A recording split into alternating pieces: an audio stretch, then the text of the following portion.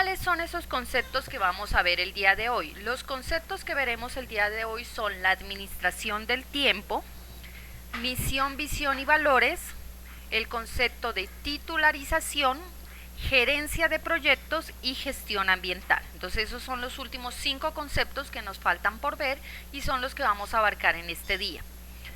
Recuerden que estos conceptos son nuevos que se han venido dando en la administración en la última década y que han tomado mucha fuerza y que actualmente se aplican con una gran fuerza. Entonces empecemos con el primero, que es administración del tiempo. Bueno, ¿por qué está este concepto aquí? La administración del tiempo se ha vuelto muy importante en la última década porque ahora con más razón la gente vivimos en un cierto afán, en una cierta constancia de que el tiempo no nos alcanza para todo lo que tenemos que hacer. Entonces se ha venido dando esta parte de la administración del tiempo. Personas que han trabajado en encontrar ciertos principios y técnicas con las cuales nosotros podemos optimizar el tiempo que tenemos. Entonces vamos a ver 3 definiciones distintas o 3 prismas diferentes de cómo ver esa administración del tiempo. Entonces la primera nos dice que el tiempo es un recurso único. Este autor nos dice que a pesar de que todos tenemos el mismo tiempo, a todos vivimos los mismos minutos, las mismas horas, de todas maneras no todos logramos administrar ese recurso de una forma eficiente. Entonces, partiendo de eso, él propone ciertos principios para afrontar esa administración del tiempo que se nos otorga. La segunda definición también mira el tiempo como un recurso. Habla de la efectividad y habla de cierto ciclo de reanálisis y de seguimiento del tiempo que tenemos que hacer para ir afrontando esta forma de administrar este recurso tan valioso. Y la tercera definición mira el tiempo desde 2 perspectivas, una como una circunferencia, como un ciclo constante que nos lleva a rutinas y cosas que hacemos todos los días, y otro como una línea recta donde el pasado y el presente y el futuro tienen unas definiciones muy claras y nos hace ver la vida o el tiempo en este caso de una forma que tenemos que afrontarla y no desperdiciarla. Entonces vamos a ver estas 3 definiciones, hay más obviamente, pero nos vamos a enfocar solo en estas 3. Entonces empecemos con la primera, el tiempo como un recurso único. Entonces, ¿de qué se trata esta parte del tiempo como un recurso único? Él habla de que el tiempo, como les decía, es un recurso que todos tenemos, o sea, no es como el dinero que algunas personas tienen ese recurso y otros no. El tiempo se nos otorga a todos de la misma manera, pero no todos lo afrontamos de la siguiente forma, o sea, no todos lo vemos como un recurso valioso que tenemos que aprovechar. Entonces, él habla que ese tiempo es un proceso, administración del tiempo es algo personal, que se afronta en la organización, pero que cada individuo que la conforma tiene que enfrentarla como un proceso que se haga de forma personal y que va de acuerdo al estilo de vida, las circunstancias y el trabajo de cada persona. Él habla de 3 pruebas que se tiene que hacer sobre el tiempo y las actividades que hacemos en ese tiempo. La primera prueba es la prueba de la necesidad. ¿A qué se refiere? Dice, coja usted el listado de actividades que hace diariamente en su trabajo o en su vida diaria y mire si las necesita realmente, si en verdad esas actividades que usted desarrolla todos los días son necesarias, son útiles, porque a veces nos llegábamos de ciertas rutinas que nos gastan tiempo y que no nos están aportando. Entonces, la primera prueba que él habla es de la necesidad. La segunda prueba es de la aptitud. Dice, si usted en verdad tiene los conocimientos para hacer las actividades que está haciendo, porque es posible que como no tenemos los conocimientos necesarios, nosotros afrontemos esas actividades de una forma no muy óptima, o sea, hacemos las cosas no de la forma correcta. Entonces dice, examine si las cosas con las que usted está haciendo, usted conoce la forma y si es la forma correcta. Y la última es la prueba de la eficiencia. Entonces, habla del estudio de qué tanto tiempo le gastamos nosotros a una tarea y si es el adecuado o no. Entonces, a veces sí son cosas que tenemos que hacer, pero le estamos dedicando más tiempo del que necesita. Entonces, muchas veces nos ponemos a hacer, habla de ciertas pérdidas de tiempo que pueden ocurrir y que hacen que nosotros no hagamos una administración del tiempo muy eficiente. Entonces, en las pérdidas del tiempo, él también nombra dos tipos de pérdidas de tiempo. Una es la pérdida de tiempo causada por uno mismo. Es como dicen, no sé si ustedes conozcan mucho el tenis, pero en el tenis se habla de los errores no forzados, errores que comete la misma persona. Entonces, a eso él se refiere con la pérdida del tiempo causado por uno mismo. Nadie hace que usted pierda ese tiempo, pero usted lo pierde deliberadamente, sea porque se distrae, sea porque tiene algo más en la mente, pero hay ese tipo de pérdidas de tiempo que ocurren. Entonces él dice, ocurren, están pasando, ¿qué es lo que hay que hacer? Tiene que identificarlas y tiene que buscar la causa que está haciendo que usted pierda ese tiempo. ¿Para qué? Para que usted encuentre la forma de afrontarla y de minimizar esa pérdida de tiempo causado por uno mismo. Entonces, algunas de las características que él detecta aquí es la desorganización. Dice que hay que organizar el espacio, hay que organizar las actividades para evitar esas pérdidas de tiempo causadas por uno mismo. Otro es la falta de interés. Si usted no está muy entusiasmado, no tiene la actitud necesaria para afrontar una tarea, entonces es posible que usted le pierda el interés y eso provoque esa pérdida deliberada de tiempo. También habla sobre la sobrecarga, algo muy común actualmente en nuestro medio. Entonces se sobrecarga de tantas actividades que usted entra a bloquearse y pierde tiempo de forma deliberada porque no quiere hacer todo lo que tiene por delante. Y eso también implica una parte de agotamiento mental y físico que puede provocar que hayan ese tipo de pérdidas. Entonces, la idea es que usted las identifique esas pérdidas causadas por usted mismo y encuentra la forma de superarlas. Como él dice, el autor dice, es un proceso personal. Se lo lleva dentro de toda la organización, pero cada persona, cada individuo tiene que detectar esas cosas y afrontar cómo mejorarlas. Hay otro tipo de pérdida de tiempo que ya es circunstancial, entonces ya no es algo que depende de uno, sino que ocurre de repente. Entonces está la parte de las visitas, de las llamadas telefónicas, de las reuniones inesperadas, tiempos de espera. Entonces a veces usted tiene toda la disposición y usted prende su computador y Windows le dice estamos actualizando, entonces ahí hay un tiempo de espera que usted no contaba. Entonces esos son los tipos de pérdidas circunstanciales que si bien usted no puede controlarlas, sí puede prever. Entonces en sus actividades déle un margen de tiempo para esas pérdidas de tiempo circunstanciales que no va a poder controlar. Entonces, aparte de eso, ¿qué recomendaciones da para mejorar el tiempo? Dice, hay que identificar cuál es la mejor hora de trabajo. Ahí hace una aclaración porque es que lo que pasa es que no todos en nuestros trabajos tenemos la libertad de escoger nuestro horario. Pero si usted puede escoger su horario, detecte cuál es esa hora en la que usted es más productivo. Todas las personas son productivos a cierta hora distinta del día. Hay personas que son más productivos en la mañana, otros en la tarde, otros en la noche. Entonces, eso es algo que debe detectar cada uno. Si usted tiene la posibilidad de encontrar o de escoger ese tiempo en el cual usted va a hacer su trabajo, pues detecte esa mejor hora del día en la que usted es más productivo. Entonces, ahora, por ejemplo, en esta contingencia que tenemos, nosotros tenemos esta parte de estas clases virtuales en las cuales yo les doy una explicación del tiempo, pero yo también les comparto unos documentos donde cada definición, cada uno de los conceptos que vemos está de una forma más extensa. Entonces usted encuentra esa hora del día en la que usted puede trabajar, puede concentrarse y puede leer y puede aprender. Recuerden que el objetivo de todas estas clases, de su carrera, de los cursos, es que usted aprenda. Muchos estudiantes se enfocan mucho hacia la nota.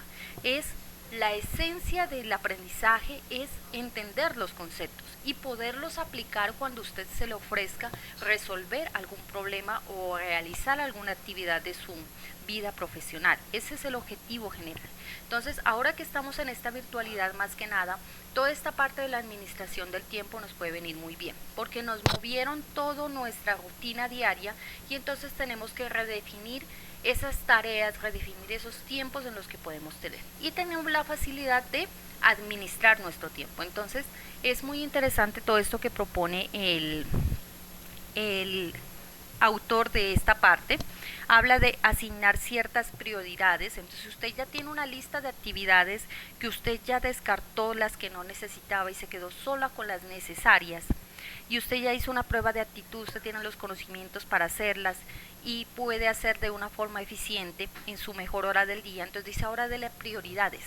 Mire cuál es la que tiene la mayor prioridad, cuál es la más necesaria, las actividades que deben hacerse de una forma muy decisiva y póngales una prioridad. Entonces dice haga un listado y colóquele prioridad a esas vitales para que usted, si no puede realizar, que no sean esas las que se le quedan por fuera. Entonces hay una prioridad que le dice prioridad A, que son las vitales que deben hacerse como sea. Hay unas de prioridad B, que son de prioridad media, que de todas maneras deberían hacerse. Y hay otras de prioridad C. Entonces, qué bueno poder hacer esas actividades de tipo C. Pero si no las puede hacer, de todas maneras, no son algo vital, algo fundamental que usted necesite en su trabajo. Entonces, es muy interesante lo que él propone. Yo ahí les comparto, les voy a compartir otro documento un poco más extenso donde está toda esta parte bien explicada para que ustedes lo revisen y lo vean que puedan aplicar ahorita en este tiempo y más adelante en su vida profesional. Entonces, vamos a ver la segunda definición. Nuestro segundo autor dice que el tiempo se lo puede ver como un ciclo y que hay que hacer un ciclo de reanálisis y un seguimiento de ese tiempo que estamos utilizando. Entonces, él propone una lista de varias actividades. Dice, lo primero que usted tiene que hacer es un análisis de cómo está utilizando su tiempo. Entonces, revísese usted mismo cómo ese tiempo se está usando. Él también enfoca el tiempo como un recurso vital que se debe aprovechar. Luego de que usted ha analizado su uso del tiempo, encuentre esos problemas que tiene en ese uso, o sea, encuentre cuáles son las dificultades que por lo general usted se atraviesa y no le permiten optimizar o administrar bien ese tiempo. Luego de esos problemas va una autoevaluación y propone 3 partes fundamentales en esa autoevaluación. ¿Qué es lo que yo soy? ¿Qué es lo que yo puedo hacer? ¿Y qué es lo que yo necesito? Muchas veces nos embarcamos en algo que no somos, o sea, tratamos de forzarnos a hacer lo que no somos. Entonces él dice, es muy vital que usted se defina a sí mismo, identifique qué es lo que le gusta, qué es lo que no le gusta y por qué está haciendo lo que hace. Luego viene el yo puedo. El yo puedo tiene una parte de solución, porque el yo puedo usted lo puede adquirir conocimientos para mejorar sus habilidades y poder hacer más cosas. Y luego va el yo necesito. Mucha gente niega lo que realmente necesita y se enfrasca en muchas actividades que no le satisfacen sus necesidades. Entonces es muy importante también tener en cuenta la necesidad de cada uno de nosotros, reconocer qué es lo que necesitamos para nosotros. Ya que usted hace esa evaluación, define objetivos y prioridades, igual que en la versión anterior de la administración del tiempo. Él dice que es muy importante definir cuáles son las prioridades de las actividades que tenemos que hacer. Y de acuerdo a esas prioridades se construyen unos planes de acción. ¿Cómo vamos a afrontar esas actividades? Hacemos una estructura de cómo vamos a hacer cada una de ellas y se hace una programación diaria y unas guías para poder llevar a cabo esa programación. Luego de que usted ha hecho todo eso, hace un mejoramiento. El mejoramiento se hace gracias a un seguimiento y un reanálisis. Entonces cada día usted puede ver qué de esa planeación que usted hizo le funcionó, qué no le está funcionando, y entonces él dice que vuelve a repetirse el ciclo. Entonces cada cierto tiempo usted tiene que repetir todas las actividades para evolucionar. Entonces él basa la administración del tiempo en una evolución constante basada en esta serie de actividades. La tercera definición mira el tiempo desde 2 perspectivas. Dice, hay una parte del tiempo que es una circunferencia y otra parte del tiempo que es una línea recta. Entonces, ¿a qué se refiere él con esa parte de la circunferencia y la línea recta? Entonces dice, el tiempo como circunferencia se ve como una repetición de eventos, donde cada vez los minutos vuelven a llegar, o sea, todos los días nos levantamos, todos los días nos bañamos, nos cambiamos, y entonces en esa parte de eventos que se repiten diario, cotidianamente, se va perdiendo un poco el entusiasmo, la iniciativa. Entonces, como lo hacemos todos los días, es un tiempo de respuesta, ya las empezamos a hacer sin pensar mucho en lo que hacemos. Entonces hay que discernir cuáles son ese tipo de actividades que estamos haciendo en esa circunferencia del tiempo y ver cuáles son las realmente importantes y cuáles son las que deberíamos sacar de esa constante rutina que tenemos. Y hay otro que dice que hay otras actividades que se pueden ver como una línea recta, donde la vida, que es de por sí bien afanada en este tiempo, tiene un ayer que ya pasó y con el cual no podemos modificar. Entonces mucha gente a veces se queda varado en lo que ya pasó y resulta que eso ya no se puede cambiar. Entonces aprenda de ese ayer que ya vino y enfóquese en el ahora. Entonces en el instante de hoy es lo que usted realmente puede hacer y prevea o planee el mañana para que usted tenga una perspectiva de lo que podemos llegar a hacer. También hablo de un concepto que se llama la procrastinación. Es una palabra no muy común. Y dice que hay muchas personas que pierden el tiempo de una forma deliberada. Entonces, dice que hay una serie de cosas que se pueden detectar, por ejemplo, frases como no me gustaría fracasar. Dice que las personas que se concentran mucho en ser muy perfeccionistas, en estar siempre ganando todo el tiempo, pueden hacer que esa perfección les impida hacer cosas que les proporcionen cierto reto, cierta posibilidad de que no puedan ganar, y ahí están perdiendo mucho.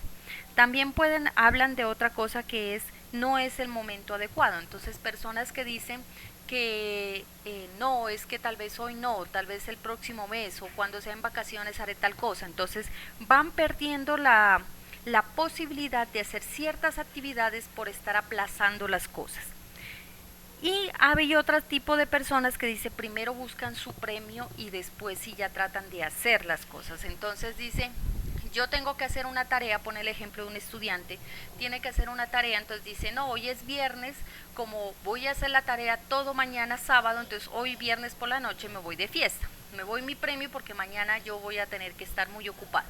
Resulta que se va de fiesta y al otro día está de guayabo y tampoco hace la tarea. Entonces dice, hay personas que premian primero y después van a hacer las cosas y resulta que por gozarse el premio no realizan lo que tienen que hacer. Entonces él también propone ciertas cosas a corto y largo plazo que se pueden hacer para evitar esa pérdida de tiempo y administrar mejor el tiempo. Entonces dice, a corto plazo usted puede elaborar una lista de actividades que tiene que hacer, llevar un diario y su bitácora, buscar la expansión del tiempo buscando qué actividades sí deben hacerse y qué no, plantear objetivos y distribuir mejor. Y a largo plazo se puede hacer un centro de pensamientos de condiciones futuras. ¿Qué es lo que yo quiero lograr a largo plazo para ir ajustando esas actividades diarias para que yo pueda alcanzar ese fin? ¿Y qué es lo que no permite o lo que me obstaculiza esos planes que yo estoy haciendo? ¿Qué es lo que no me deja llegar a esa meta? Para luego delegar algunas labores que sí deben hacerse y otras que se pueden dejar para después. Entonces él ahí también propone una serie de cosas para administrar nuestro tiempo. ¿Qué le puedo decir yo aparte de las definiciones de los autores? He aprendido que uno de los recursos que no se recuperan son el tiempo. Usted el dinero puede trabajarlo y puede recuperarlo. Usted el personal o las personas puede de cierta forma buscar otra persona con las capacidades para que se reemplace en un proyecto y al final aprenda y pueda reemplazar a esa persona que se fue. Pero algo que usted no puede volver hacia atrás es el tiempo. Como decía uno de los autores en la parte del tiempo como una línea recta, el ayer lo que se le fue y usted no va a poder hacer nada para recuperarlo. Puede tener todo el dinero que quiera y no va a recuperar el tiempo. Entonces es muy importante administrar ese tiempo, saber hacerlo. Aquí tenemos 3 propuestas distintas, me parecen muy acordes para eso que estamos viviendo, aprender a administrar nuestro tiempo ahora que se nos ha movido un poco la rutina. Bueno, esta es la parte de administración del tiempo, no sé si ustedes tengan alguna duda, los escucho.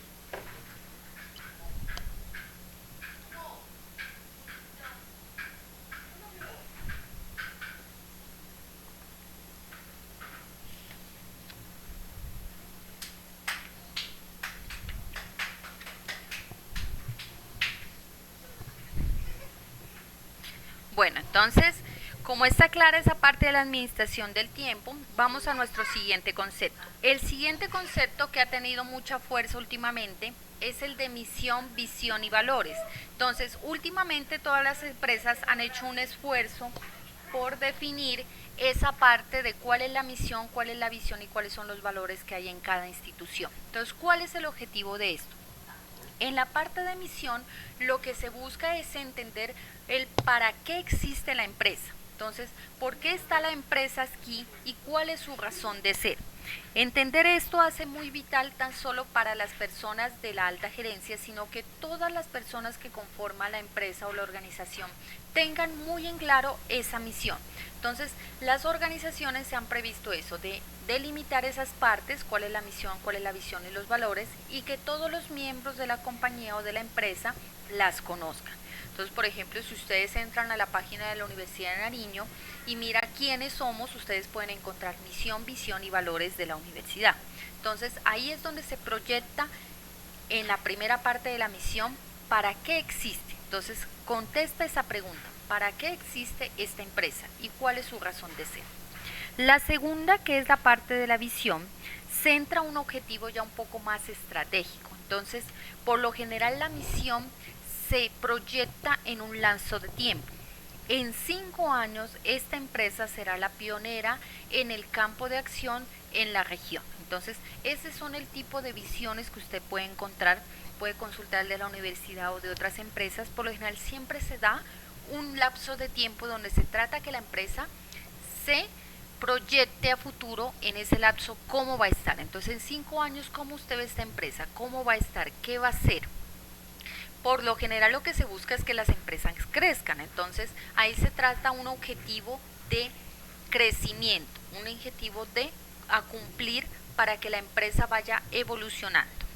Por último encontramos la parte de valores, entonces los valores son ya como una parte más cultural, una parte más de esencia que tratan de moldear a toda la organización dentro de ciertas cosas que la diferencien de otras empresas, de forma corporativa o de forma humana. Entonces, uno de los valores que más están tomando fuerza ahora es la parte de la honestidad, ¿no? Entonces, tantas personas que nos dicen que las empresas no son honestas, que las empresas esto, que las empresas lo otro. Entonces, la honestidad es uno de los valores que está tomando mucha fuerza. Otra es la confianza, ¿no?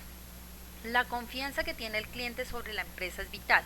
O sea, si son personas responsables que transmiten esa confianza a los clientes, eso hace que los clientes vuelvan una vez más. Entre otros valores que se pueden encontrar, eso depende también de la naturaleza de la empresa. Entonces, es una autoevaluación de qué es lo que queremos ser. Eso es la misión, la visión, los valores. Hay un poco de discusión, mucha gente tiende a confundir qué es misión con visión. Entonces veamos un poco más acerca de cuál es la diferencia entre la una y la otra. Entonces, lo que podemos decir, como les dije, la misión es qué es la empresa y la visión es a dónde se quiere llevar la empresa. Pero podemos decir, aparte de la misión, que describe por qué existe la empresa. Entonces, una descripción de qué es la empresa. También nos entrega un contexto con el cual nosotros podemos afrontar las decisiones a largo plazo. Entonces, ¿cómo es que esta empresa es y cómo queremos que siga siendo? Describe la realidad en la cual se está llevando a cabo la empresa. Entonces, mientras la visión nos lleva a cómo será la empresa en un futuro, la misión nos centra en lo que es en este momento. También es útil no solo para la forma interna de la empresa, sino para el exterior. Entonces, la misión es como una descripción que podemos dar de nuestra empresa para que las personas que no la conozcan, a través de leer esta misión, que no debe ser más larga que un párrafo, a lo mucho una hoja, por lo general es solo un párrafo, no, la persona que la lee y que no la conozca ya se lleve una idea completa de lo que es. Entonces, hay que tratar que ahí describa toda la empresa y todo lo que es y lo que quiere llegar a ser. Y cuál es el negocio, o sea, de qué se trata o de cómo es que se espera que esa empresa sea de una forma productiva. Entonces, ya habíamos hablado de las características de las empresas, de las organizaciones. Hay diferentes tipos de productividad. Hay unas que obtienen una productividad económica, hay otras que obtienen productividad social. Entonces, en esa parte de la misión debe quedar muy en claro cuál es la forma en la que la empresa piensa obtener esa productividad, cuál es su esencia, su negocio. La visión, como les decía, es algo en la cual se proyecta la empresa a un futuro. Entonces ahí se cristaliza qué es lo que desean los líderes o los altos funcionarios o los administrativos de la empresa. Entonces, para que las demás personas, sean externas o internas, tengan bien en claro por qué están trabajando y a dónde queremos llevar la empresa. Es una guía para desarrollar la estrategia. Entonces recuerde que la estrategia después se transforma en una serie de actividades que nos permiten llevar a cabo o cumplir un objetivo. Entonces la visión es esa guía que nos permite formar o establecer esas estrategias que vamos a tener.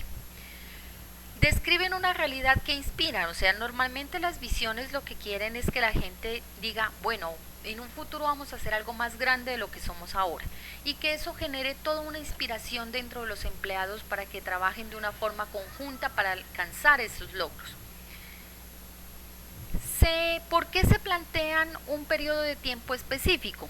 Porque hay que hacer una cierta evaluación de si esa visión se está alcanzando o no, y entonces se necesita dar un límite específico de la visión para poder hacer una evaluación cuando ese límite se alcance y volver a proyectar una nueva. Entonces ustedes pueden encontrar la mayoría de las visiones dan una fecha exacta. Por ejemplo, la Universidad de Nariño en el 2025 va a ser la mejor de la región, va a seguir siendo la mejor de la región. Entonces siempre en las empresas se da por lo general una fecha, o si no se habla de un periodo de 5 años o en 2 años o en 10 años, pero en la visión siempre se trata de establecer un periodo específico para que pueda haber una evaluación de si se está logrando o no, y expresa qué es lo que se quiere hacer. Entonces mientras la visión dice lo que somos, la visión dice qué vamos a hacer en un futuro. Entonces ahí está la diferencia entre misión y visión. Entonces una vez más les lanzo la pregunta si les queda claro esta parte de misión, visión y valores.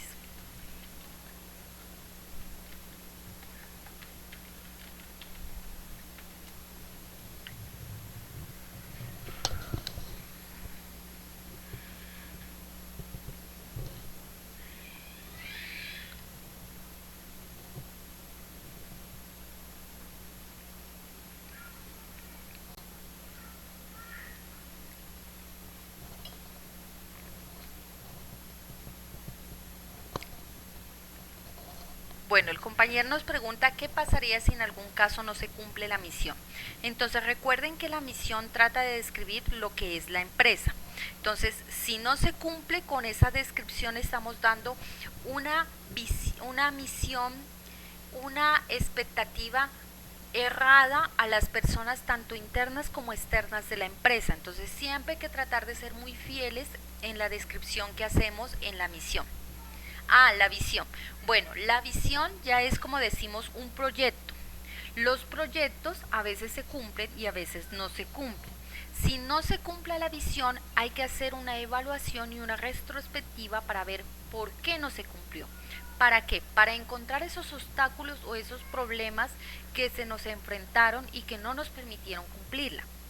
Hay veces que se tratan misiones demasiado optimistas, o sea, cosas que para la empresa van a ser muy difíciles de alcanzar. Entonces hay que volver a reestructurar esa visión para que la nueva que se cree sí se alcance dentro de ese tiempo establecido. Entonces muchas personas piensan que cuando las cosas no se cumplen, todo se ha perdido, y no es así. Algo se debe haber alcanzado a cumplir, y lo que no se cumplió nos deja una enseñanza, un aprendizaje para que cada día evolucionemos más en esa parte. Entonces cuando la visión no se cumple, hay que hacer una evaluación, detectar cuáles fueron los errores o cuáles fueron los obstáculos que nos impidieron cumplirla y proyectar una nueva visión, esta vez tratando de que sí sea algo alcanzable y de solventar esos obstáculos que se presentaron. Hay algunos obstáculos que sí se pueden sobrepasar, obstáculos que sí se pueden afrontar, sobre todo los que son de carácter interno, y hay otras cosas que de todas maneras se presentan y es muy difícil de controlar. Por ejemplo, ¿quién iba a prever que ahorita íbamos a estar en esta contingencia? Entonces muchas empresas que hicieron una visión de llegar a ser las mejores durante este año, de alcanzar ciertos niveles de venta, van a tener que reestructurarlas porque se encontraron con un obstáculo, un problema que no previeron en el momento que la construyeron. Entonces siempre hay un aprendizaje.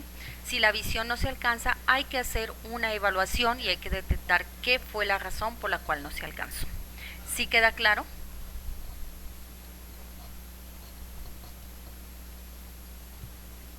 Muy bien. Bueno, ¿alguna otra pregunta sobre este tema?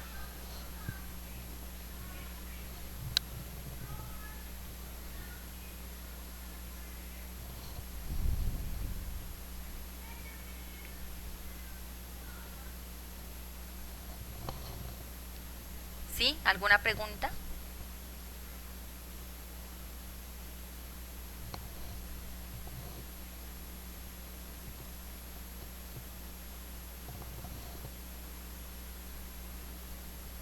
Bueno, el compañero nos pregunta si es obligatorio que todas las empresas tengan misión y visión.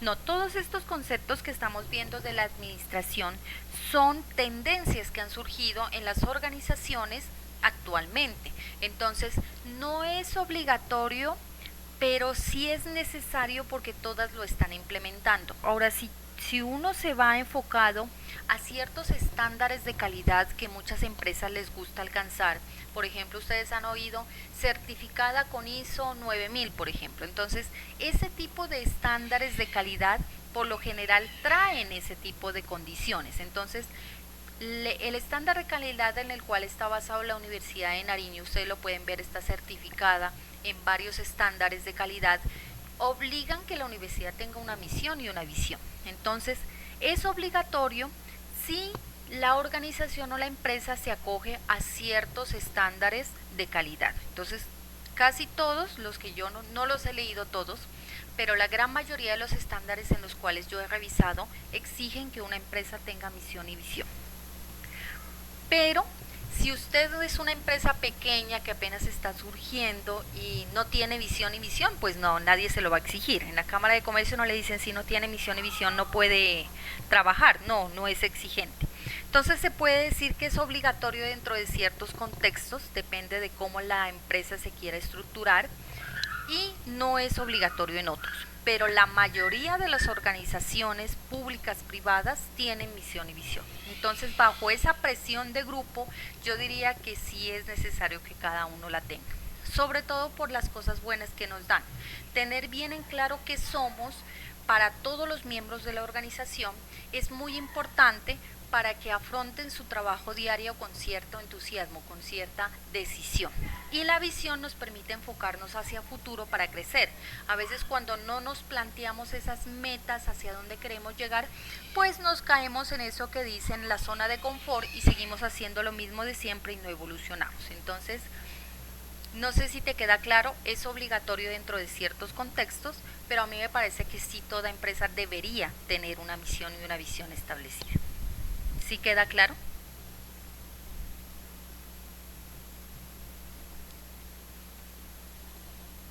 Bueno, ¿alguna otra pregunta?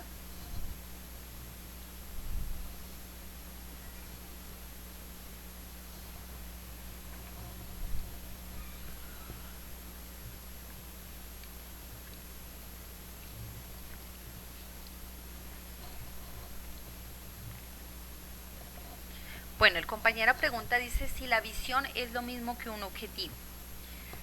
Lo que pasa es que un objetivo es algo más pequeño, ¿no? Cuando uno habla de un proyecto que se da dentro de las empresas, entonces siempre tienen un objetivo general. Pero como las empresas son algo más grande, entonces un objetivo queda muy chiquito para decir todo lo que la empresa quiere ser. Entonces, por eso la visión es algo más grande que engloba varios objetivos. Entonces, yo diría que la visión engloba más objetivos y no es un solo objetivo.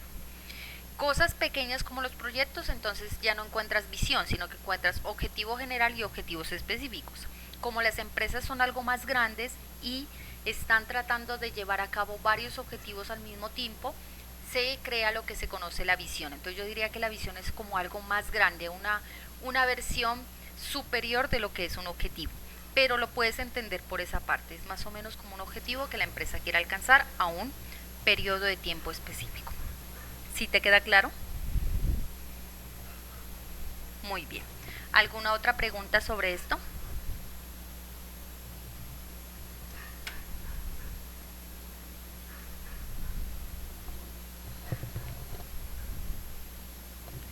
Bueno, entonces pasemos al siguiente concepto, que es el concepto de titularización. Entonces, ¿qué es ese concepto? El concepto de titularización es una figura administrativa a la que recurren muchas empresas para tratar de conseguir efectivo. Entonces, es un mecanismo financiero. Este ya va más por la parte netamente económica.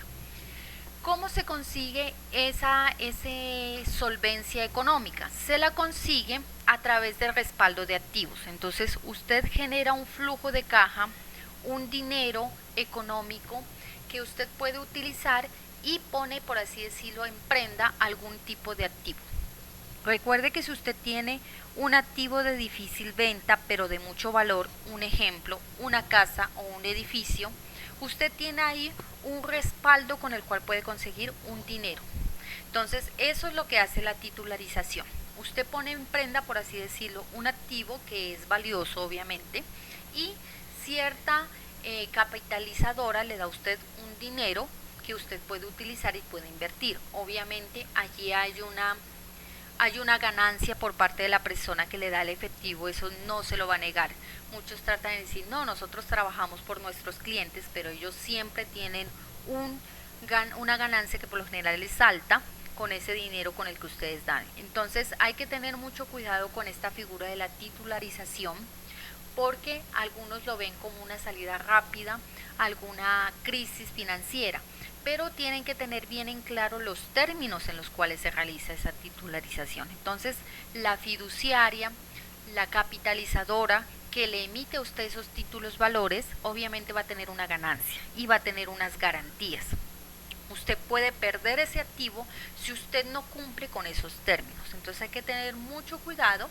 Es una figura, un plan B que se puede tener, que si usted lo sabe manejar, si usted sabe invertir ese dinero, ese flujo de caja que usted recibe de una forma en la que obtiene ganancias, entonces usted recupera su activo, obtuvo una ganancia, pudo pagar la deuda, pudo cumplir con los términos y todos felices, ¿sí?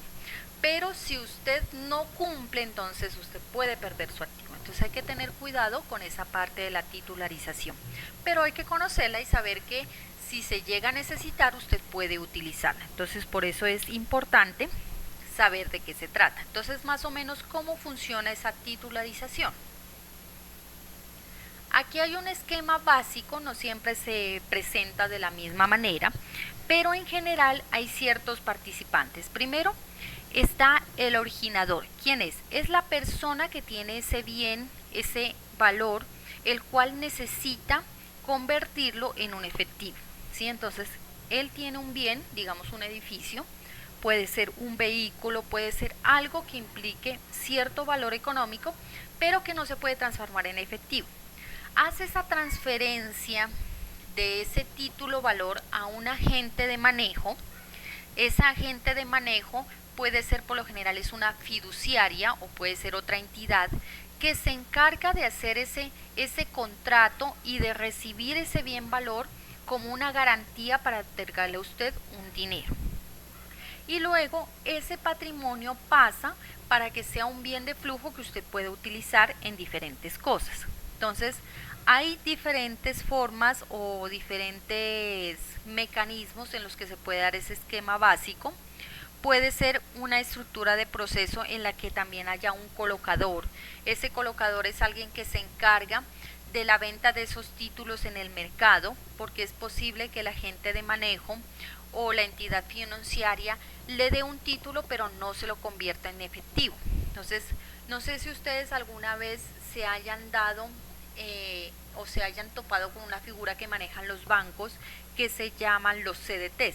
Entonces son dinero a término fijo, que está el dinero allí, pero que de todas maneras todavía usted no lo puede convertir en dinero en efectivo. Entonces, en ese paso adicional, entonces entra otra persona que se llama en este caso el colocador, que le convierte ese título en algo ya efectivo como tal.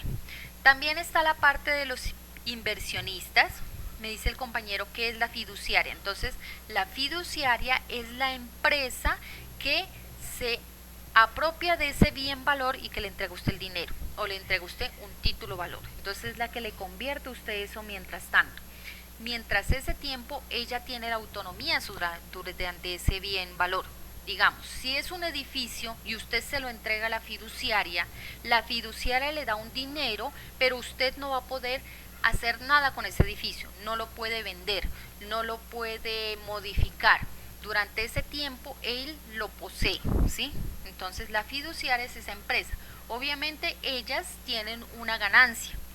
Por el hecho de usted entregarle el dinero y durante ese tiempo quedarse con ese bien valor, ellas obtienen una ganancia que por lo general son intereses sobre ese dinero que le dan a usted. O puede poner a producir ese bien valor durante ese tiempo. Entonces eso depende de los términos con el cual se haga la titularización. Entonces este sí ya es un concepto, un procedimiento que acarrea un contrato hecho por escrito, y hay que tener mucho cuidado con esos contratos, hay que leérselos bien, no lean no firmen nada sin leerlo detalladamente, y si es una titularización aún más, hay que leer muy bien todos los términos de la titularización, cuál es el porcentaje de interés que le van a cobrar por el dinero o qué es lo que la fiduciaria puede hacer con el bien valor durante ese tiempo. Entonces esa fiduciaria es esa compañía, una empresa que tiene dinero y que se lo va a otorgar a usted ese flujo de caja mientras ella se adueña de ese título valor. Entonces esa es la fiduciaria. ¿Sí te queda claro? Bueno.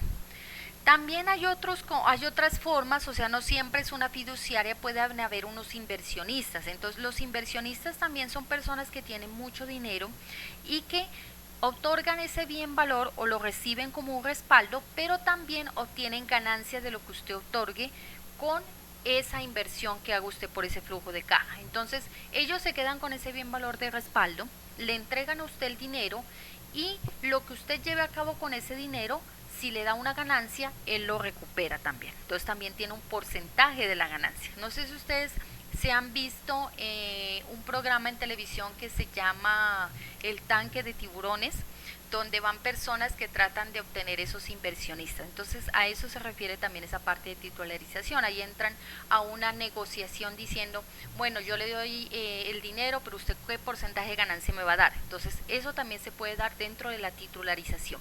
No hacerlo con una fiduciaria, que es una empresa encargada de eso, que se dedica a esa parte de la titularización, sino hacerlo con una inversionista, una persona natural que tiene el dinero y que aparte de quedarse con ese activo como garantía, obtiene también un porcentaje de las ganancias que usted tenga de la inversión de ese dinero.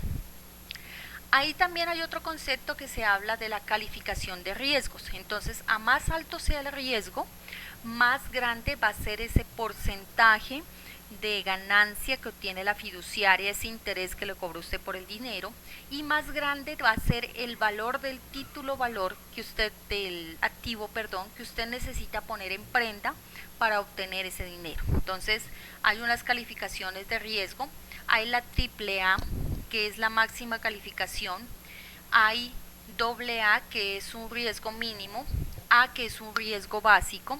También hay otras que son las clasificaciones de la B, donde tenemos riesgo adecuado, riesgo menor, riesgo alto. Entonces hay una serie de calificaciones que se otorgan en esa parte de la titularización. Igual yo esa especificación o esos detalles de la calificación de riesgos se los voy a juntar en el otro documento que está un poco más detallado.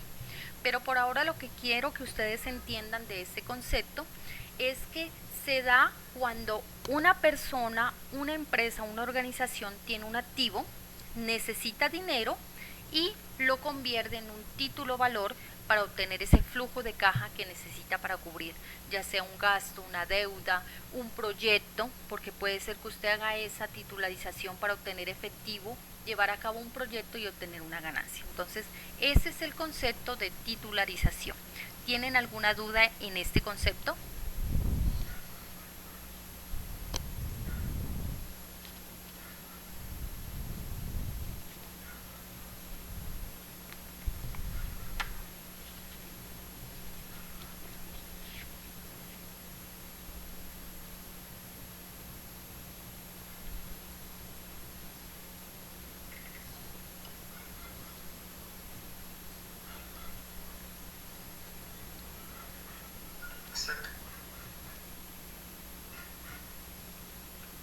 Aló, sí, los escucho. ¿Alguien quiere hacer una pregunta?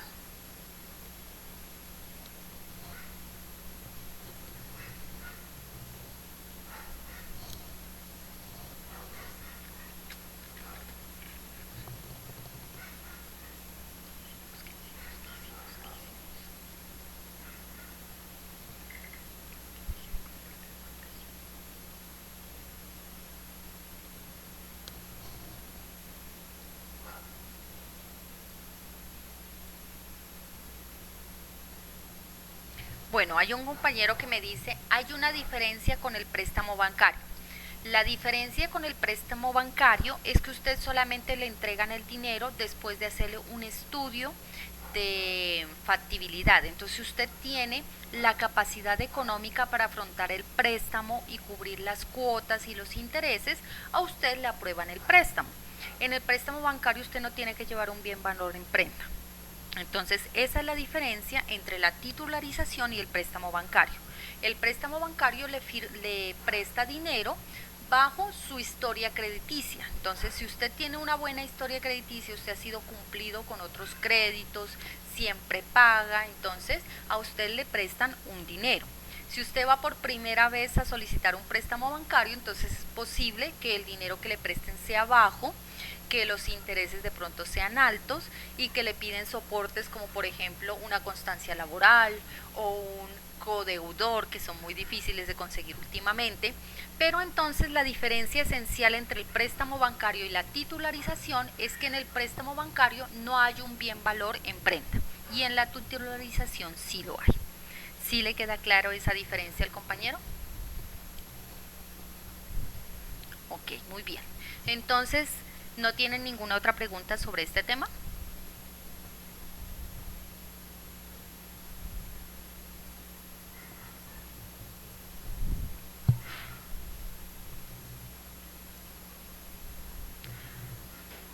Muy bien, entonces vamos con el siguiente concepto. Un nuevo concepto que se está llevando a cabo es la gerencia de proyectos. Todo ese concepto de proyectos es algo relativamente nuevo dentro de las empresas y las organizaciones. Entonces, si usted ahora se fija, el sistema de contratación del gobierno por lo general es basado en proyectos. Los alcaldes tienen que presentar proyectos para poder alcanzar fondos. Las empresas necesitan o requieren que sus empleados constantemente proyecten los nuevos proyectos que se van a realizar.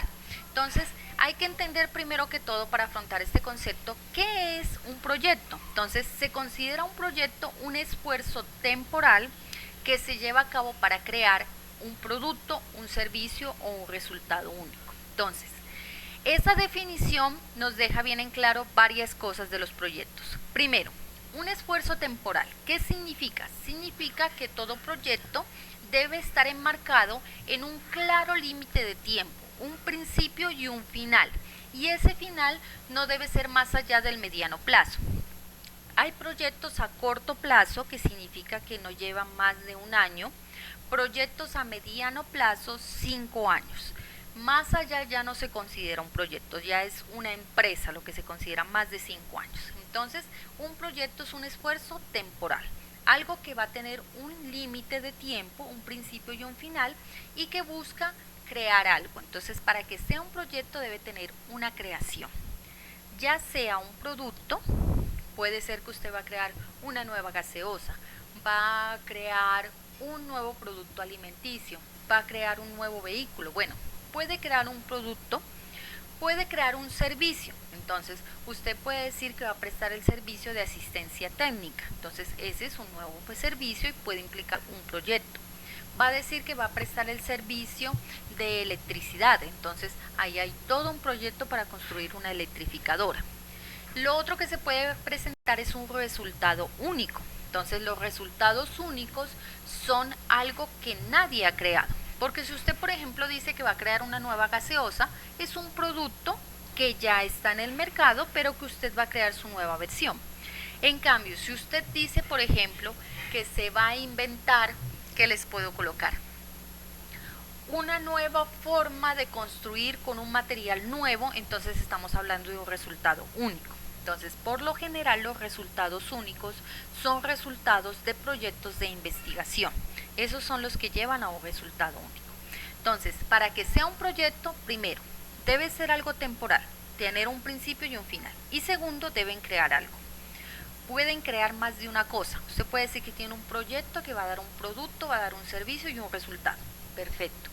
Pero como mínimo debe crear algo. Una de esas tres cosas. Eso para que sea un proyecto. Entonces, ahora sí veamos de qué se trata esa gerencia del proyecto, teniendo en claro qué es un proyecto. Lleva ciertos objetivos. Entonces, ¿cuál es el objetivo? Primero, todo proyecto va a tener que cumplir con unos entregables. Entonces, cada uno de los objetivos que se basa en el proyecto, eso era lo que les decía, la diferencia entre visión y objetivo. Los proyectos sí tienen objetivos porque como son temporales, son más corticos, entonces usted tiene un objetivo general y unos objetivos específicos. Y cada objetivo específico da pie a un entregable. Entonces, esos entregables pueden ser de diferentes tipos. Algunos pueden ser de forma tangible. Un entregable puede ser un documento. Eso es algo tangible. Un entregable puede ser el producto que usted va a crear. Puede ser una parte de ese producto. Entonces, hay algunos que son tangibles y otros intangibles. Un entregable puede ser el conocimiento que usted adquirió sobre un área, sobre un tema en específico. Entonces, eso no es algo que usted pueda tener de forma tangible, pero es un entregable. Entonces, hay ciertos tipos o ciertas naturalezas de esos entregables. Puede ser también una capacidad única y algo que sí tiene que ser todo entregable es que pueda ser verificable. Entonces, debe haber alguna forma de verificar que usted alcanzó ese objetivo. Sobre todo con los intangibles hay que tener cuidado cómo usted va a verificar o va a respaldar que usted sí alcanzó. Si usted dice que tuvo una capacidad nueva aprendiendo sobre un proceso, entonces por lo general los entregables de ese proyecto intangible sería un certificado. Digamos, por ejemplo, lo que ustedes están construyendo aquí estudiando su carrera. Entonces eso no va a ser algo tangible. Ustedes no pueden decir, este es todo el conocimiento que yo adquirí y lo va a poder sentar en una mesa. No es algo que usted pueda tocar. Es algo intangible, pero sí es algo verificable, porque cuando usted termine la carrera, la Universidad de Nariño le va a dar un acta de grado y un diploma. Y con eso usted puede verificar que sí obtuvo ese conocimiento. Entonces, hay que tener muy en claro lo que es los entregables y que cualquier objetivo específico que se plantee en un proyecto debe llevar a un entregable. Si usted no puede obtener un entregable de ese objetivo, sea tangible o intangible, usted tiene que revisar ese objetivo, porque es probablemente que no lo sea. Entonces, recuerden que un objetivo es una meta hacia la cual se dirige el trabajo, o sea, es una disposición estratégica que se quiere lograr. Entonces, sí tiene una naturaleza muy parecida a la visión, solo que la visión es algo más grande, algo más macro, y el objetivo es algo que va enfocado hacia un entregable. Es un fin, un resultado, puede ser un producto, puede ser un servicio, un nuevo aporte al proyecto. Entonces, en los proyectos por lo general hay varios objetivos específicos y se obtienen varios entregables. Entonces, hay que tener en cuenta esa parte. Y la gerencia de proyectos implica toda una serie de procesos que se deben llevar a cabo para que ese objetivo general y obviamente los objetivos específicos lleguen a feliz término. Entonces, hay varios procesos que se deben cumplir dentro de la gerencia de proyectos. Está la parte de planeación, que es muy vital. Todo proyecto tiene que tener una parte inicial de planeación, donde se enfoque en esas estrategias, donde se definan esos objetivos, donde se aclare cuál va a ser el principio y cuál va a ser el final del proyecto, qué personas van a estar involucradas en él, qué actividades va a cumplir cada una de ellas. Entonces, la gerencia de proyectos, la actividad vital que tiene que cumplir todo gerente es la parte de planeación.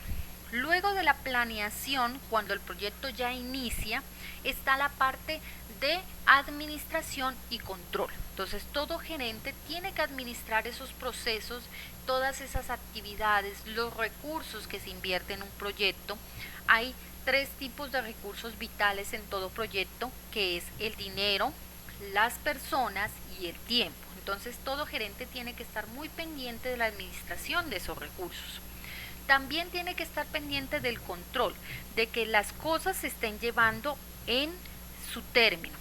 Hay unos puntos de control que se establecen dentro de las actividades que se construyen en el proyecto, porque resulta que en la gran mayoría de los proyectos no llegan a feliz término. Como es algo nuevo que estamos creando, es muy posible que no hayamos planeado bien las cosas y que nos encontremos con obstáculos que no nos permiten llevar ese proyecto hasta el final. Entonces, esos puntos de control hacen que un gerente se dé cuenta cuando un proyecto no va a llegar a feliz término y no se inviertan recursos más allá de lo que ya no se puede conseguir. Entonces es necesario que durante la ejecución del proyecto el gerente esté pendiente de su control y de su administración. Cuando el proyecto finaliza, viene esa parte de evaluación de proyectos que ya vimos en una sesión anterior, donde se hace una retroalimentación. Se mira qué se consiguió en ese proyecto, qué no se consiguió, por qué no se hizo, y se entregan ciertos informes, unos de carácter interno hacia el grupo que hizo el proyecto y otros de carácter externo. Si usted mira, por ejemplo, los proyectos de tipo obra civil, siempre tienen una serie de informes que se deben entregar a la interventoría. Si usted está trabajando con el gobierno, entonces también va a hacer unos informes a la Contraloría o a la Personería. Entonces hay toda una serie de procesos de evaluación que se lleva a cabo una vez un proyecto finaliza, y hay una serie de entregas de todos esos productos, servicios y resultados que siempre sobreviven más allá del proyecto. Entonces, para que sea algo, una creación de un proyecto, ese producto único, ese servicio o ese resultado va a sobrevivir mucho más allá del proyecto. Si es un proyecto de construcción, el proyecto puede que dure un año, pero la edificación que se creó puede que dure 20 o 30 años o más. Entonces, ese producto debe tener una vida más larga. Entonces, esa es la parte de gerencia de proyectos. ¿Tienen alguna duda de esta parte?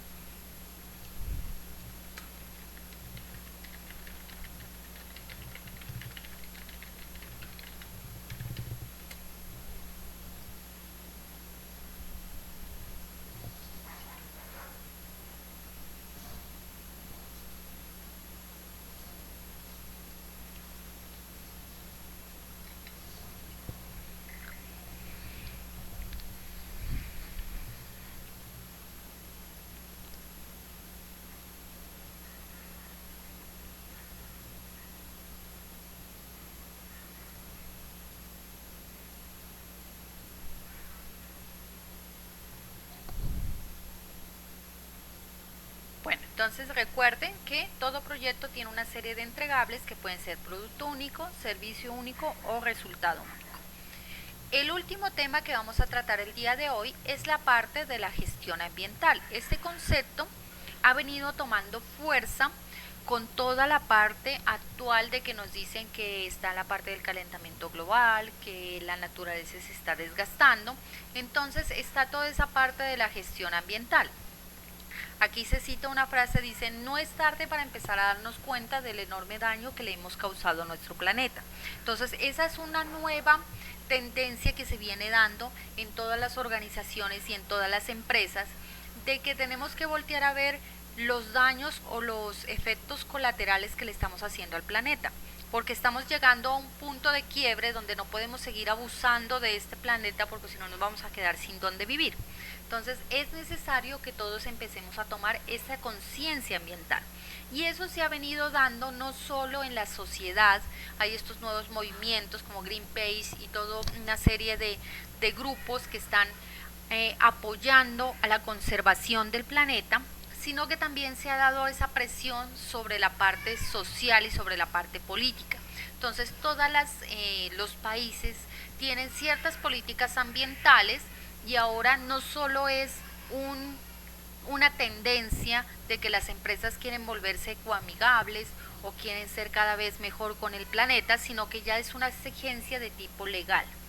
Entonces ya hay toda una serie de leyes y de establecimientos que se deben cumplir para toda esta parte de la gestión ambiental. Entonces es un concepto nuevo, porque antes las empresas ni las organizaciones ni siquiera se volteaban a ver si estaba bien o estaba mal lo que estaban haciendo con el planeta. Entonces tenemos toda esta serie de, por ejemplo, la minería que arrojaba toda una serie de desechos de materiales químicos al agua y que dañaban las fuentes hídricas. Entonces nadie decía un control, pero ahora hay un control legal y político que se está haciendo sobre toda esta parte. Entonces es muy importante esa parte de la gestión ambiental, hay que tenerlo en cuenta en las empresas y también en los proyectos. Ya se exige toda una serie de estudios. Entonces, primero, ¿qué tiene tanto que ver este concepto? Primero, la armonía con el ecosistema. Entonces, voltear a ver en qué contexto está la empresa o la organización. ¿Cuál es el ambiente que nos rodea? ¿Qué es lo que nosotros afectamos al ecosistema? Entonces, todo en esta vida siempre tiene una parte positiva y una parte negativa. Actualmente la mayoría de las empresas están tratando de equilibrar ese daño al ecosistema. Entonces, si una empresa trabaja con papel, entonces ahora busca que su insumo sea sustentable. Entonces, muchas empresas de papelería ahora ya no utilizan árboles nativos, sino que utilizan árboles que son sembrados o utilizan materiales como por ejemplo la caña de azúcar, que de todas maneras es un desecho de otro proceso del cultivo, y lo utilizan para su insumo. Entonces se trata de buscar una armonía con el ecosistema y eso se hace de forma interna dentro de las organizaciones. Hay otra parte de marco legal, entonces ya venimos con toda la serie de leyes que se han establecido en las diferentes países. Colombia no es ajeno a eso. Colombia tiene toda una medida, un marco legal de gestión ambiental. Existen ciertas organizaciones como las corporaciones autónomas regionales o CAR. Cada municipio también tiene todas sus oficinas ambientales y lo que busca todo eso es mitigar el impacto que la empresa o la organización haga sobre el ambiente. Entonces ya se habla de una parte de impacto ambiental. Para muchas empresas se les exigen ciertos estudios medioambientales y es muy importante la parte del impacto.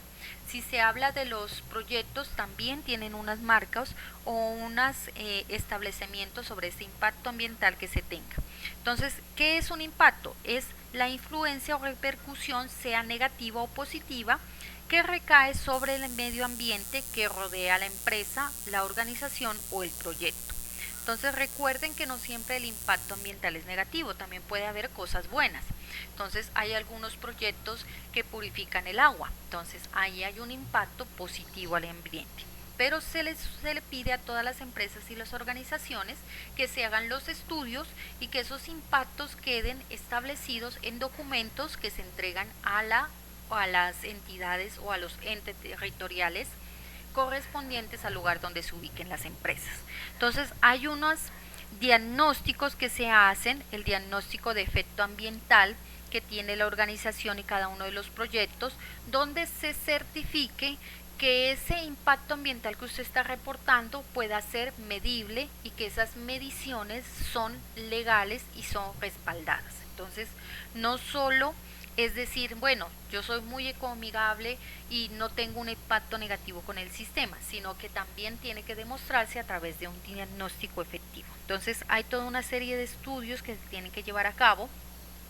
Depende de la naturaleza de su empresa, depende de la naturaleza de la organización o del proyecto que va a llevar a cabo, se le exigirá un marco legal, toda una serie de diagnósticos y de informes que tienen que entregarse. Entonces, esta es la parte de la gestión ambiental.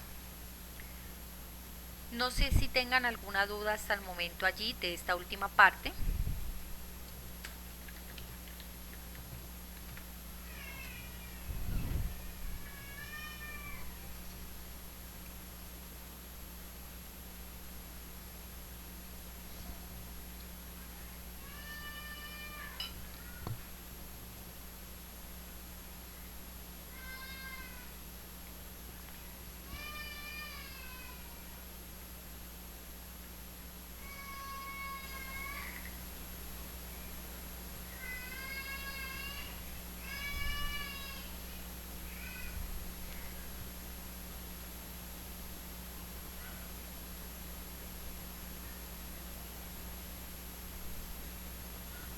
Listo, muy bien. Bueno, entonces esos eran los 5 conceptos que íbamos a ver hasta este momento.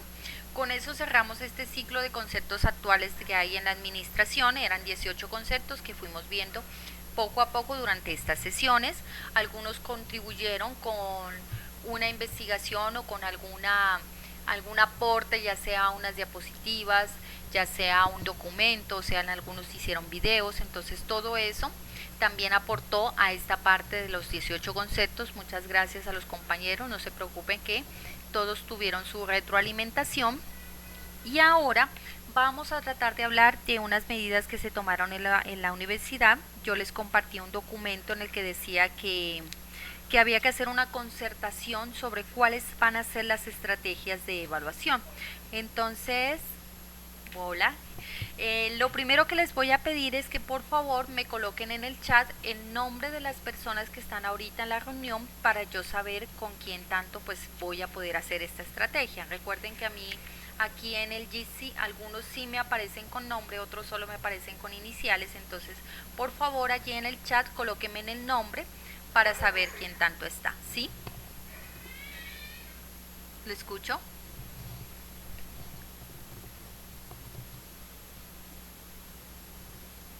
Bueno, entonces, ¿qué es lo que hay que hacer en claridad aquí en esta parte de las estrategias de evaluación?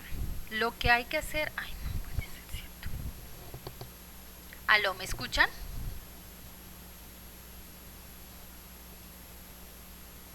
Ahí me están escuchando, dicen que se les fue el audio, ¿ahí me escuchan?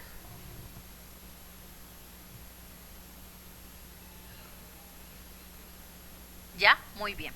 Bueno, entonces muchachos, ahorita vamos a hacer una parte de las estrategias de evaluación. Les voy a pedir que por favor me coloquen en el chat el nombre de las personas que están ahorita, porque algunos me aparecen solo con iniciales, no sé quién tanto está ahorita en la reunión, para que por favor ahí en el chat me vayan colocando el nombre. ¿Qué hay que hacer con claridad de estas estrategias de evaluación?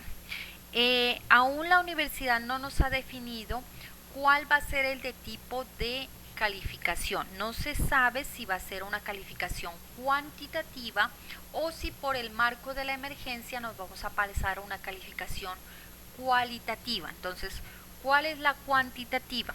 Ustedes están enseñados a que se les califique, nosotros también estamos enseñados a calificar con una escala numérica de 0 a 5. Esa es la calificación cuantitativa de números.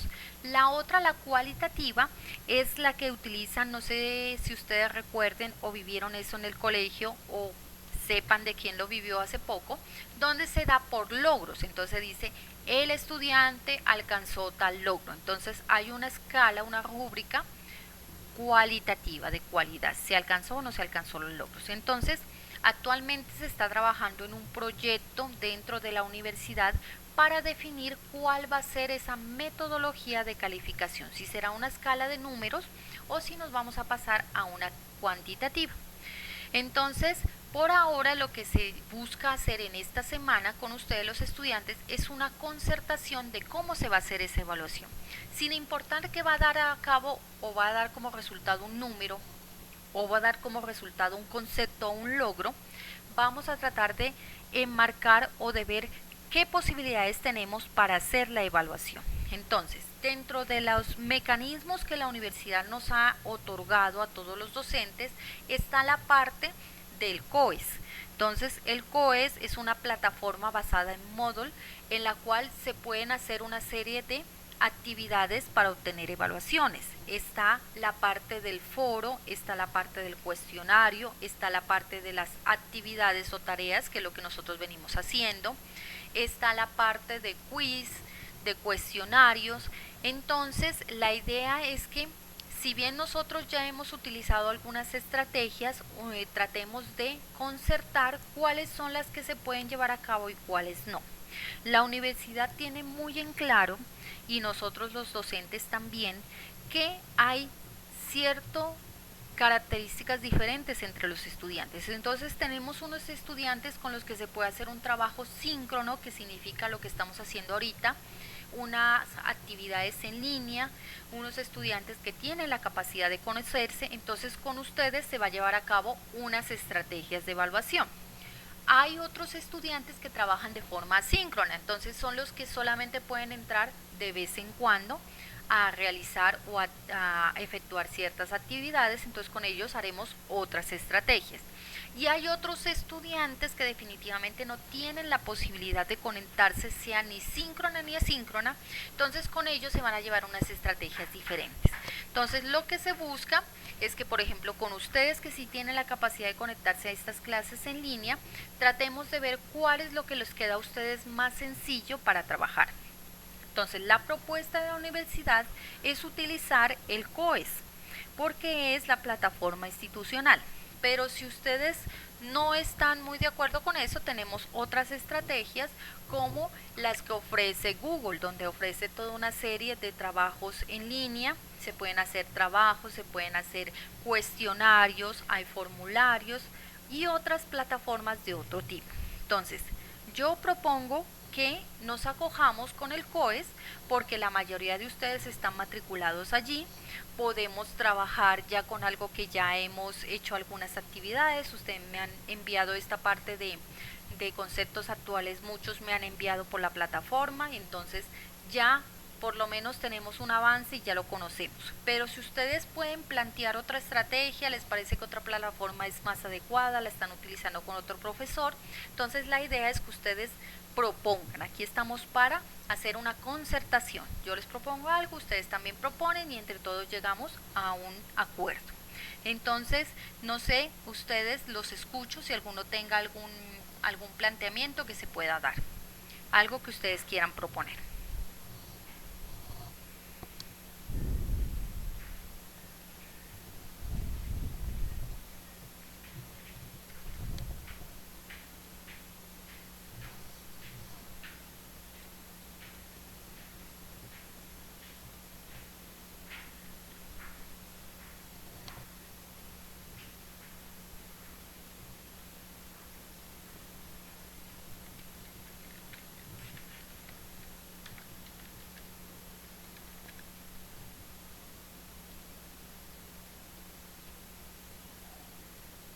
Aló, sí, los escucho. ¿Alguien tiene algo que decir? Cuénteme.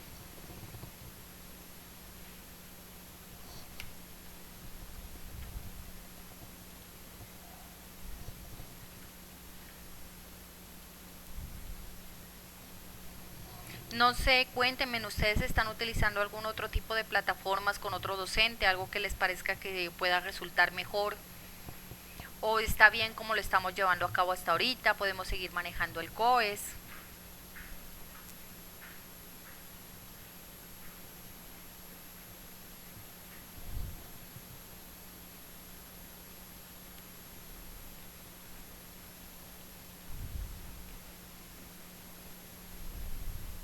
Bueno, hay una pregunta del compañero, dice si las actividades en el COES tendrán un límite de tiempo.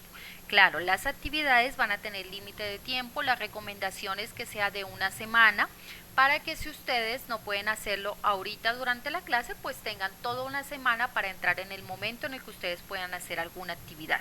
Entonces van a tener un límite de tiempo, pero no va a ser un límite muy corto, o sea, yo no les voy a decir media hora, una hora, no, hay que entender que estamos dentro de un margen distinto al que hacíamos en la presencial decíamos vamos a hacer un examen y se hacía durante la hora de clase y se les daba una hora de tiempo y ustedes lo entregaban, entonces sí van a tener un límite, pero va a ser un límite acorde a la situación que estamos viviendo. Entonces va a ser un límite de una semana, puede ser, nosotros tenemos clase cada 8 días, entonces podemos hacer una actividad, dejarle el límite hasta la siguiente semana, como lo hemos hecho ahora, solo que las de ahora no han tenido una calificación hasta el momento.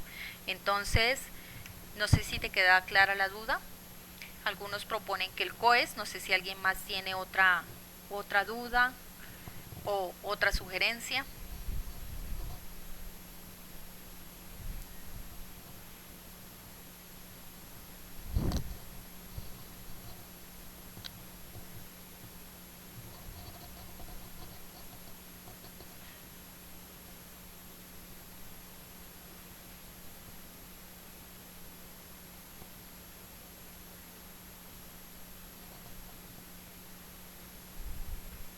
el compañero dice que sigamos con el COES y que veamos cómo nos va. Bueno, lo bueno del COES, o porque yo sugiero que sigamos con ese, es que como es la plataforma que la universidad tiene de forma oficial, entonces está haciendo toda una serie de capacitaciones que uno puede acceder, están subiendo videos, hay personal que está todo el tiempo allí ofreciendo, pues todo el tiempo laboral, ofreciendo soporte técnico, entonces tiene un soporte de 7 de la mañana a 7 de la noche, entonces uno puede hacer preguntas por teléfono, por una serie de cosas. Entonces a mí me parece que es como la plataforma que mejor podemos usar porque es la que tiene más soporte y más apoyo de la universidad. Entonces a mí me parece que sí sería como el COES, pero igual como les digo, estamos abiertos si ustedes conocen otra plataforma o están utilizando otros métodos de evaluación con otros docentes, pues aquí estamos para escuchar.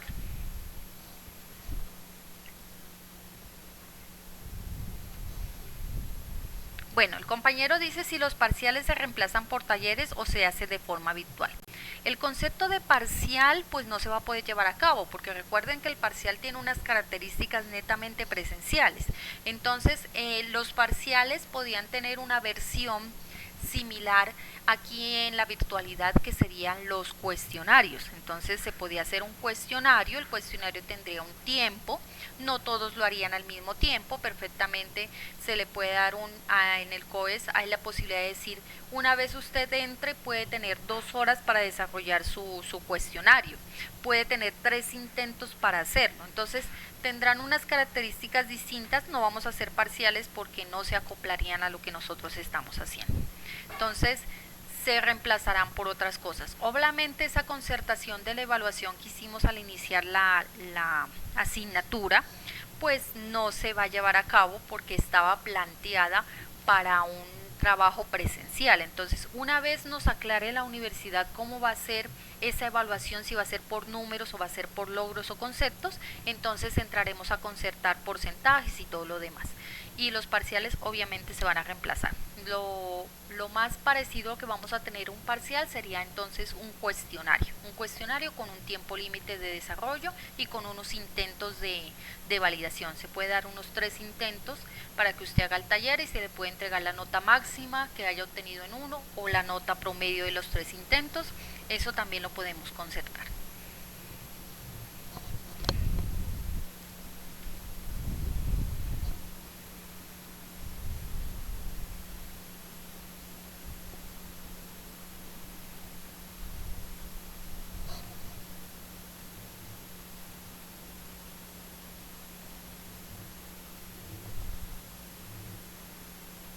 Bueno, entonces, no sé, ¿alguien más tenga alguna otra pregunta, alguna otra sugerencia?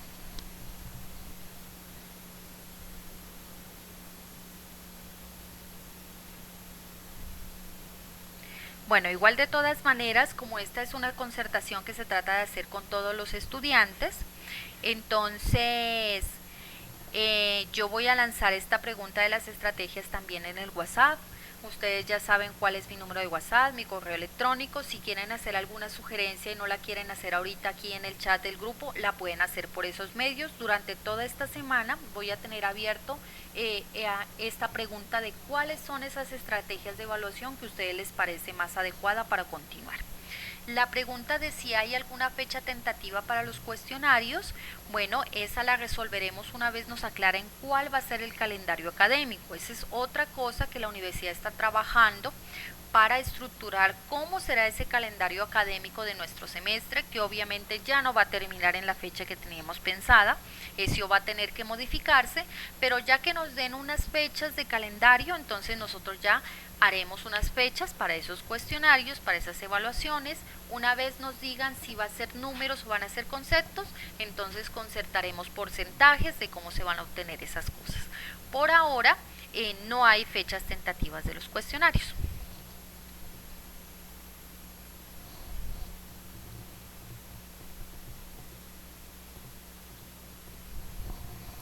Muy bien, ¿alguna otra pregunta?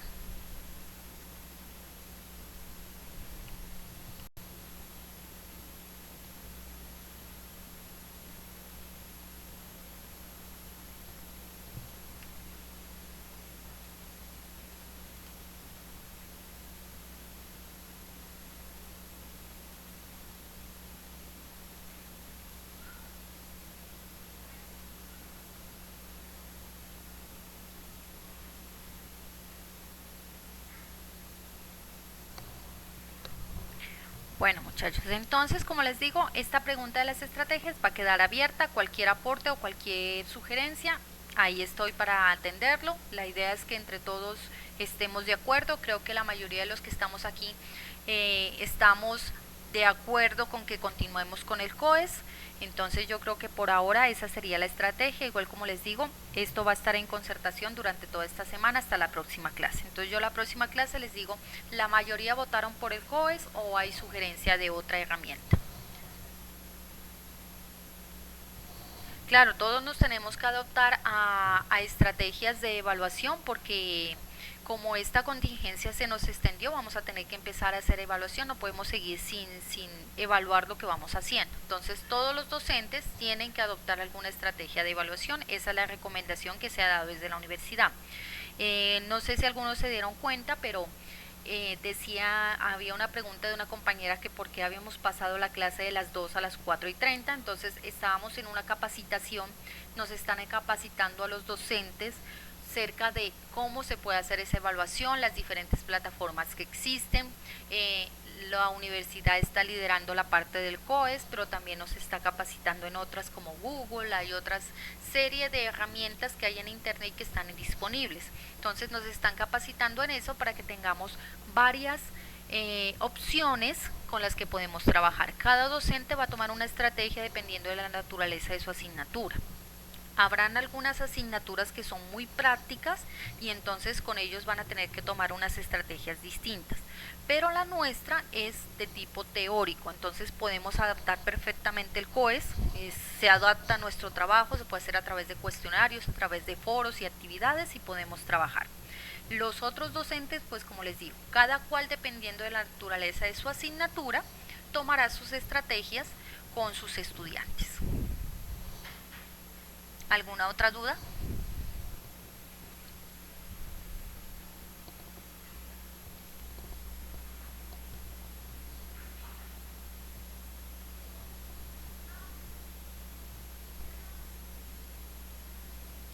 Muy bien.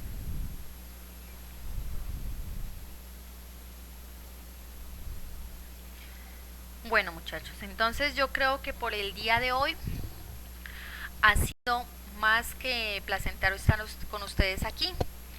Si alguna duda o inquietud, recuerden, siempre está a mi disposición poderles contestar. Yo les contestaré asíncrona o síncronamente, les contestaré a ustedes sus dudas o sus preguntas.